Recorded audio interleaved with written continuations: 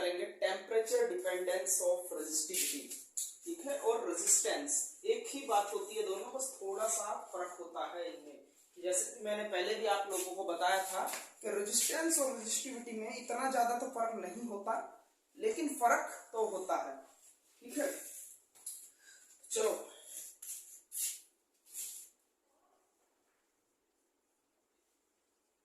Temperature dependence of resistivity and resistance, यानी कि temperature से किसी भी मेटल की, किसी भी बॉडी की रेजिस्टिविटी और रेजिस्टेंस पर क्या फर्क पड़ने वाला है। इसके अंदर देखो चार चीजें चलेंगी हमारी, यानी कि भाई जैसे कि अलग अलग कंडक्टर होते हैं, कंडक्टर पर अलग फर्क पड़ेगा, सेमीकंडक्टर होते हैं, सेमीकंडक्टर पर अलग फर्क पड़ेगा। आपने एक अदर टाइप का मेटल देखा होगा एलॉय, है ना, उस पर अलग फर्क पड़ेगा किसका, टेम्परेचर का। और इलेक्ट्रोलाइट यानी कि सॉल्यूशंस, उस पर अलग फर्क पड़ेगा। और एक बात, अगर जो आपको पीडीएफ नोट्स चाहिए तो 1 या 2 दिन में आपको पीडीएफ नोट्स यहाँ पर अपलोड हो जाएंगे और आपको डिस्क्रिप्शन में लिंक मिल जाएगा, जाकर के आप वहां से डाउनलोड कर लेंगे, ठीक है। तो सबसे पहले डालो मेटल, सिर्फ समझते चलो, करो उसमें से नोट लेना, ठीक है। और कंडक्टर, मेटल और कंडक्टर, यानी कि टेम्परेचर का भाई मेटल पर क्या फर्क पड़ता है और कंडक्टर पर क्या फर्क पड़ता है। देखो जनरली समझना, ओम्स लॉ जो होता है वो किसके लिए बना है, मेटल्स के लिए बना है, और तो किस चीज पर डिपेंड नहीं करता, सेमीकंडक्टर पर नहीं होता, नॉन ओमिक सर्किट हो जाता है ना। ओमिक सर्किट में कौन सा होता है, ऑल मेटल्स, जो मैंने पीछे पढ़ाया था कल। यानी कि ओम्स लॉ सिर्फ और सिर्फ वैलिड है तो सिर्फ कंडक्टर्स के लिए वैलिड है, वरना ये फेल हो जाता है हर किसी केस में, ठीक है। अगर तो मैं ओम्स लॉ को लूं, ठीक है, तो हमने पढ़ा था V equal to I R Ohm's law, और आर की जो वैल्यू आई थी प्रूफ ऑफ ओम्स लॉ में जो कल करी थी हमने, वो आई थी ml by n e square tau a, ठीक है। और आपने देखा होगा कि रेजिस्टिविटी का जो फॉर्मूला होता है वो होता है R a बाय L, ठीक है। अगर तो मैं यहां से रेजिस्टिविटी का फॉर्मूला बनाऊं तो मेरे को क्या करना पड़ेगा, देखो L और A, तो A को ले आओ उसके साथ में उठा करके, देखो ध्यान से, चलो मैं यहां से पहले बना देता हूं फिर दिखाता हूं। R A को इधर लेकर के आए और L को ले गए नीचे, ठीक है, तो ये बन जाएगा m by n e square tau, ठीक है। यानी कि ये वैल्यू कितनी किसकी आ गई, यहां से ये रो की वैल्यू आ गई, ठीक है। तो मैं डायरेक्ट यहाँ बोलता हूँ रो इक्वल टू क्या हो जाएगा, ये हो जाएगा, यहाँ दिखा देता हूँ, दोनों की जरूरत पड़ेगी, रेजिस्टेंस भी चेक करेंगे, रेजिस्टिविटी भी चेक करेंगे, दोनों चीजें चेक करेंगे। तो रो होता है हमारा भाई, ये होता है ml n square tau, m n square tau, और रेजिस्टेंस सिंपली हमारा ये फॉर्मूला होता है। यानी कि जो रेजिस्टिविटी है वो हमारी वो लेंथ ऑफ कंडक्टर और एरिया ऑफ कंडक्टर पर डिपेंड नहीं करती, मैं कल समझा चुका हूँ इसको काफी ज्यादा डिटेल में। जिसने नहीं देखा है जाकर के देख लेना भाई, डिस्क्रिप्शन में लिंक मिल जाएगा आपको, है ना, प्लेलिस्ट का मिलेगा लिंक, तो वहां से जाकर के टॉपिक डले होते हैं थंबनेल पर, जाकर के देख लेना। तो हमने भाई क्या निकालना है कि टेम्परेचर पर कैसे डिपेंड करेगा, तो इसके लिए सबसे पहले देखो ये रिलैक्सेशन टाइम के इनवर्सली प्रोपोर्शनल है, क्या है, इनवर्सली प्रोपोर्शनल। लेकिन बट जो टो होता है वो इनवर्सली प्रोपोर्शनल होता है टी के, किसके, टी के। और यहां से भी देखो रो जो है वो इनवर्सली प्रोपोर्शनल है टाउ के, बट यहां भी बोलोगे कि टाउ जो है वो इनवर्सली प्रोपोर्शनल होता है टी के। तो मैं यहां से ये नहीं बोल सकता भाई, रो की जगह क्या लोगे, टाउ की जगह क्या लिख देंगे, इक्वल टू लगाकर दिखा देते हैं 1 बाय टी, तो ये टी ऊपर चला जाएगा, कि rho is directly proportional to the T. Temperature बढ़ाओगे रेजिस्टिविटी बढ़ेगी, टेम्परेचर बढ़ाओगे कंडक्टर का रेजिस्टिविटी बढ़ेगी। इसी तरीके से यहाँ पर कर लेंगे तो ये आएगा R is directly to T, temperature बढ़ाओगे रेजिस्टिविटी, रेजिस्टेंस बढ़ेगा। ये बात मैंने आपको पीछे भी जब रेजिस्टेंस पढ़ाया और ओम्स लॉ पढ़ाया वहां पर मैंने ये बात आप लोगों को समझाई थी। जिसने नहीं देखा लेक्चर पीछे जाकर के देख लो, जितना भी है ये कंडक्टर जो चल रहा है ये चीजें मैं पहले समझा चुका हूँ, नॉलेज में दे चुका हूँ सारी चीजें, ठीक है। यानी कि ये टेम्परेचर बढ़ाने पर रेजिस्टेंस बढ़ता है। लो एक बार फिर एक्सप्लेन करता हूँ रेजिस्टेंस क्यों बढ़ता है। मैंने बोला रेजिस्टिविटी क्यों बढ़ जाती है टेम्परेचर बढ़ाने पर। मैंने कहा ये कोई कंडक्टर है, इसके अंदर है फ्री इलेक्ट्रॉन्स, ठीक है, फ्री इलेक्ट्रॉन्स। अब ये रही बैटरी लगी हुई है यहाँ पर। अच्छा ये बात बताओ मेरे को, करंट कब फ्लो करता है, करंट कब फ्लो करता है? तो करंट जब फ्लो करेगा, आप बोलोगे कि जब ये वाला जो इलेक्ट्रॉन है बैटरी का ये यहां से पास करके और ये पॉजिटिव आयन यहां से पास करके कंज्यूम हो जाए, यानी कि ये जो इलेक्ट्रॉन है ये पूरी तरह से कंडक्टर में पास हो जाए, जब हम बोलेंगे करंट फ्लो कर गई। और इसको पास होने के लिए क्या होना चाहिए?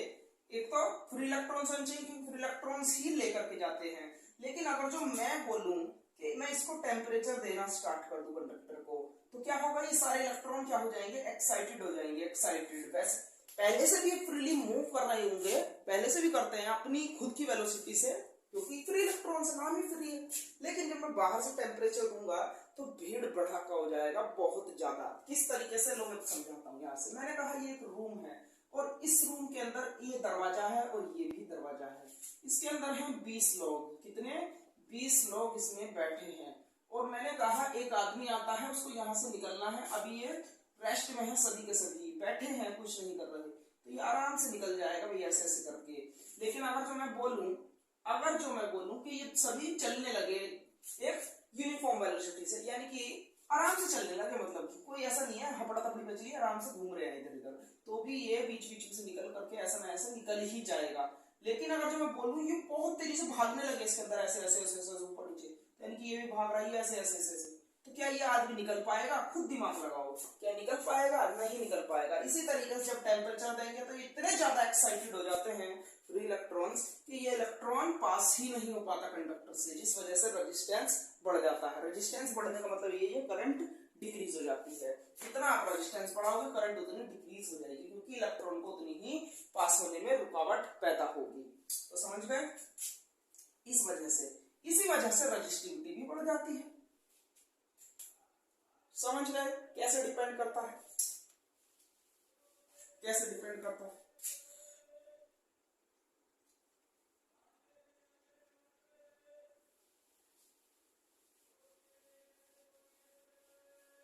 नोट्स में मैंने थोड़ा सा और आगे इसको समझाया हुआ है, ठीक है। वैसे आपके लिए इतना ही जरूरी है, इतना ही जरूरी है। वैसे मैंने उसके अंदर थोड़ा सा एक्स्ट्रा लिखा हुआ है, रूट मीन स्क्वायर वेलोसिटी से, रूट मीन स्क्वायर वेलोसिटी से, किससे? रूट मीन स्क्वायर वेलोसिटी, यानी कि VRMS, VRMS जो कि कितनी होती है, वैल्यू होती है लो आपकी 3RT बाय m, कितनी, 3RT बाय m। किसके लिए? गैस मॉलिक्यूल्स के लिए इतनी रूट मीन स्क्वायर वेलोसिटी होती है। और ये 11th में पढ़ाया जाता है कि रूट मीन स्क्वायर वेलोसिटी क्या होती है। आपको इसकी जरूरत नहीं पड़ेगी, है ना, बिल्कुल भी आपको इसकी जरूरत नहीं पड़ेगी। ये मैंने थोड़ा एक्स्ट्रा कराया हुआ है जो बच्चे कंपटीशन की तैयारी कर रहे हैं उनके लिए, ठीक है। तो आपको इसकी जरूरत नहीं पड़नी है, तो आप चाहो तो उसमें से कर लेना, ना चाहो तो आप स्किप कर देना इसको, ठीक है। कुछ नहीं है, रूट में स्क्वायर वेलोसिटी है। जर्नल सी बात है, जर्नल सी बात है कि भाई यहां से देखो, तो मैं पहले लिख देता हूं इसको, जो VRMS है, यहां से देखो ध्यान से, इसमें VRMS जो है वो डायरेक्टली प्रोपोर्शनल दिखाई दे रहा होगा आपको टेम्परेचर के, अंडर रूट का टेम्परेचर, यानी कि सीधी सी बात है, कंडक्टर का बढ़ाओगे टेम्परेचर तो उसकी रूट मीन स्क्वायर वेलोसिटी बढ़ जाएगी। अच्छे, गैस मॉलिक्यूल की क्यों ली? गैस मॉलिक्यूल को इसलिए ली क्योंकि जो फ्री इलेक्ट्रॉन्स होता है कंडक्टर के अंदर वो गैस मॉलिक्यूल की तरह ही बिहेव करते हैं। ये मैंने पहले भी आपको एक जगह पर पढ़ाया है, ठीक है, यहीं पर इसी यूनिट के अंदर, ठीक है, शायद सेकंड लेक्चर में था हमारा ये, तो वहां जाकर के आप देख सकते हो इसको, ठीक है। तो टेम्परेचर बढ़ाओगे तो वेलोसिटी बढ़ेगी, अभी भी देखा था, इनकी तेजी से कोलिजन करेंगे, जब तेजी से कंसीडर करेंगे तो क्या होगा, भीड़ भड़ाका बहुत ज्यादा हो जाएगा।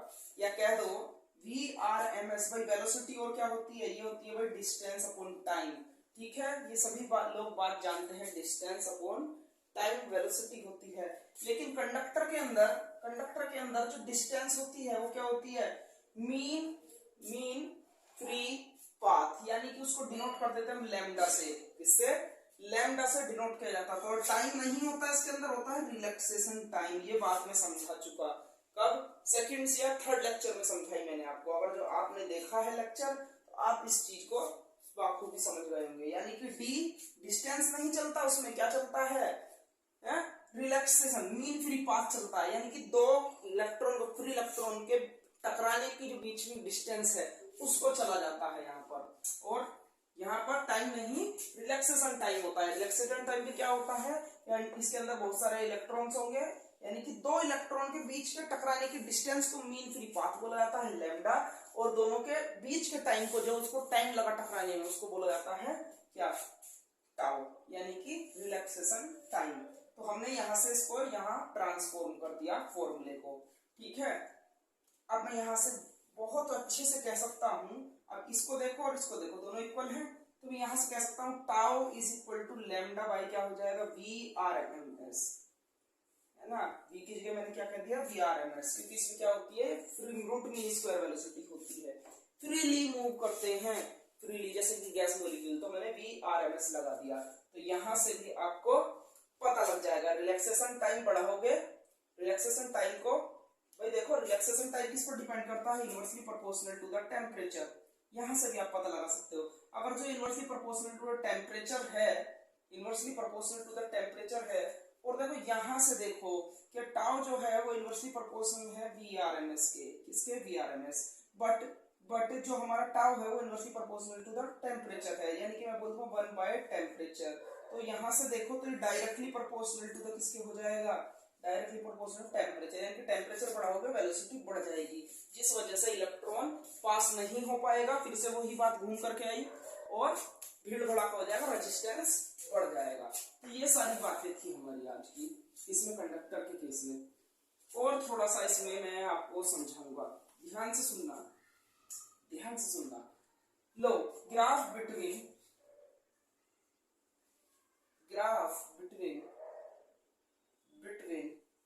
रॉ एंड, आप रेजिस्टेंस भी इसको बोल सकते हो, दोनों सेम चलते हैं, बस थोड़ा सा फॉर्मूला डिफरेंस होगा। टेम्परेचर, यानी कि इन दोनों में ग्राफ क्या होगा। लो, मैंने बनाया ग्राफ, किसके लिए बनाना चाह रहे हैं भाई, हम कह रहे हैं कॉपर वायर के लिए बनाना चाह रहे हैं। अलग अलग वायर की रजिस्टिविटी थोड़ी थोड़ी डिफरेंट करती है, यानी कि किसी की थोड़ी सी ज्यादा होती है, किसी की कम होती है। जैसे मैं बोलूं एल्युमिनियम की रजिस्टिविटी ज्यादा होती है किससे, कॉपर से, तो हम बना रहे हैं कॉपर के लिए ग्राफ। तो कॉपर के लिए क्या होगा, ये रो, ये टेम्परेचर, तो कुछ ऐसे जाता है, पहले तो साथ में बढ़ेगी, फिर डायरेक्टली प्रोपोर्शनल होता है टेम्परेचर के, फिर हल्का सा ऐसे घूम जाएगा, कैसे, हल्का सा ऐसे घुमाएंगे, बस ज्यादा नहीं, ध्यान देना, कुछ इस तरीके से जाएगा, हल्का सा कर्व करता जाएगा, हल्का सा कर्व करके। ये होता है कॉपर के लिए ग्राफ, कॉपर के लिए ग्राफ, यानी कि साथ में तो बढ़ेगी लेकिन कुछ इस तरीके से बढ़ेगी। तो कॉपर के लिए थोड़ा सा इस तरीके से ग्राफ आता है। और मैं बोलूं ग्राफ किसके लिए, रो और 1/t में ग्राफ बनाना चाहूं मैं, इसमें 1/t, या फिर ऐसे कह दो कि इस बार कंडक्टिविटी में ग्राफ बनाए। तो कंडक्टिविटी में क्या ग्राफ बनेगा, टेम्परेचर के साथ में। भाई रजिस्टिविटी क्या थी, जो करंट को पास ना होने दे, रजिस्टिविटी। ये जो कंडक्टिविटी होती है इनवर्स ऑफ रजिस्टिविटी होती है। अगर जो रजिस्टिविटी के लिए मैं पिछले लेक्चर में बताया था, ये समझाया था बहुत अच्छे से, अगर जो रजिस्टिविटी के साथ में डायरेक्टली प्रोपोर्शनल है, कुछ इस तरीके से बढ़ रहा है कर्व टाइप, तो डिक्रीजिंग ग्राफ इसका कैसा होगा, कुछ इस तरीके से। मैंने बताया था डिक्रीजिंग ग्राफ कई तरह के होते हैं, एक ये वाला भी होता है डिक्रीजिंग ग्राफ, एक ये वाला भी डिक्रीजिंग ग्राफ होता है, और एक डिक्रीजिंग ग्राफ जो आप बहुत ज्यादा पढ़ते हो ये वाला भी होता है। ये वाला डिक्रीजिंग ग्राफ इक्वेशंस के लिए बनता है, इसके लिए इक्वेशंस के लिए।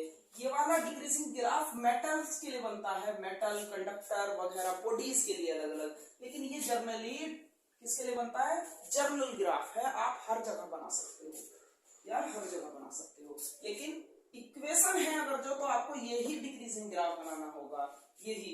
लेकिन अगर जो कोई कोई मेटल बॉडी वगैरह है तो डिक्रीजिंग ग्राफ यही चलेगा, 11th क्लास में पढ़ाया जाता है। तो यहाँ पर क्या थे, हमारा कॉपर के लिए था, कॉपर के लिए कंडक्टिविटी के साथ में ये ग्राफ बन गया। तो समझ गए होंगे आप। आगे चलते हैं। अब ये था जनरली मेटल्स के लिए कुछ इस तरीके से, डायरेक्टली टेम्परेचर बढ़ाओगे तो रेजिस्टिविटी बढ़ती लगेगी। लेकिन प्लेटिनियम वायर एक खास मेटल होता है। कैसा खास मटेरियल, आपने सुना भी होगा प्लेटिनियम रेडियम, ठीक है, प्लेटिनियम रेडियम। तो इनकी रेजिस्टिविटी और रेजिस्टेंस को निकालने के लिए एक फॉर्मूला डिजाइन करा साइंटिस्टों ने। क्या R is equal to directly to होता है R, लो ध्यान से समझो इसको, चलो 1 प्लस के अल्फा टी। ये पाया गया हमारे को, ये पाया गया, ये फॉर्मूला डिजाइन किया। और यहां से डायरेक्टली प्रोपोर्शन हटाते हैं तो एक कांस्टेंट आता है जिसको बोलते हैं आर नोट, प्योर रेजिस्टेंस, जो कि टेम्परेचर देने से पहले था प्लेटिनियम वायर को, या प्लेटिनियम का जो भी पीस है वगैरह आपके पास जिसका निकालना चाह रहे हो। ये अल्फा क्या होता है, ये होता है टेम्परेचर कोफिशिएंट ऑफ रेजिस्टिविटी। देखो अभी मैंने रेजिस्टेंस के टर्म में फॉर्मूला लिखा है, तो मैं यहाँ पर रेजिस्टेंस ही बोलूंगा, रेजिस्टेंस। लेकिन इसी फॉर्मूले के आप रेजिस्टिविटी के टर्म्स में भी लिख सकते हो, रो टी बोलोगे ना। रो टी कौन सा होता है भाई, आप जानते हो किसी मेटल को टेम्परेचर देने पर उसका रेजिस्टेंस बढ़ने लगता है, यानी कि कितना टेम्परेचर देने पर कितना रेजिस्टेंस बढ़ गया, तो ये बढ़ा हुआ रेजिस्टेंस है। ये कौन सा है, प्योर रेजिस्टेंस, टेम्परेचर देने से पहले।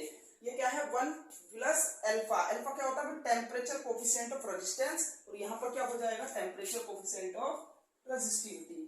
क्या हो जाएगा, 1 प्लस के अल्फा टी। तो यहाँ पर क्या होगा, टेम्परेचर कोफिशिएंट ऑफ ये अल्फा रेजिस्टिविटी हो जाएगा। तो आया समझ में, कुछ नहीं है। टेम्परेचर कोफिशिएंट ऑफ रेजिस्टेंस क्या होता है, ये भी हमारे मेटल के नेचर को ही बताता है, जिस तरह से रेजिस्टेंस और रेजिस्टिविटी बताती है। किसका रेजिस्टेंस बताता है ना कि किसी मेटल में कितना करंट पास होगा, तो ये भी इसी चीज को डिफाइन करता है। क्या कहता है भैया, ये बोलता है अगर जो temperature coefficient of resistivity positive है, या कह दो लार्ज है ना, लार्ज है, तो रेजिस्टेंस का क्या होता है, उल्टा होता है। यानी कि पॉजिटिव है और लार्ज है तो हमेशा इसका रेजिस्टेंस क्या होगा, डिक्रीज होगा उस मेटल का। अगर जो किसी मेटल का टेम्परेचर कोफिशिएंट ऑफ रेजिस्टिविटी क्या है, लार्ज है, तो उसमें करंट तेजी से पास करेगी। और किस में करती है करंट तेजी से पास, कंडक्टर्स में। यानी कि हम बोल सकते हैं कंडक्टर्स के लिए अल्फा कैसा होता है, पॉजिटिव और लार्ज होता है। समझ गए, पॉजिटिव और लार्ज होता है, ठीक है, क्योंकि कंडक्टर का रेजिस्टेंस कम होता है, इस वजह से ये कांस्टेंट वैल्यू होती है। ये भी एक, ठीक है, ये फॉर्मूला ड्राइव करा जाता है वैसे तो, लेकिन आपके सिलेबस पे आता नहीं है नहीं ये, ठीक है। तो ये फॉर्मूला होता है प्लेटिनियम के लिए खासकर से। मैंने बता दिया आरटी क्या होता है, टेम्परेचर देने के बाद में जो उसको प्लेटिनियम का रेजिस्टेंस आया, और ये प्योर रेजिस्टेंस टेम्परेचर देने से पहले। 1 प्लस अल्फा क्या होता है, टेम्परेचर कोफिशिएंट ऑफ रेजिस्टिविटी। ये भी किसको डिफाइन करता है, किसी वायर की रेजिस्टिविटी और रेजिस्टेंस को डिफाइन करता है। अगर जो ये उल्टा चलता है रेजिस्टेंस से, अगर जो ये पॉजिटिव और लार्ज है, बहुत बड़ा है अल्फा, यानी कि वो कंडक्टर है, यानी कि उस वायर में करंट तेजी से पास होगी। लेकिन जब